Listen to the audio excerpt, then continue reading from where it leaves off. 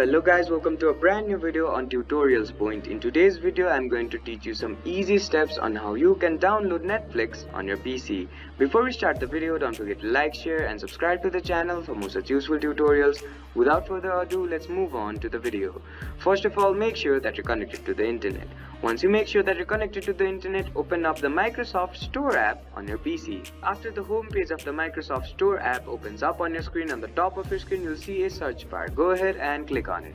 Once you click on the search bar, type in NETFLIX and hit enter. After you hit enter, the Netflix app will appear on your screen. Now on the right hand side of the Netflix app, you'll see a get option. Go ahead and click on it. Once you click on the get option, and once the Netflix app is completely downloaded and installed onto your device, an open option will appear on your screen.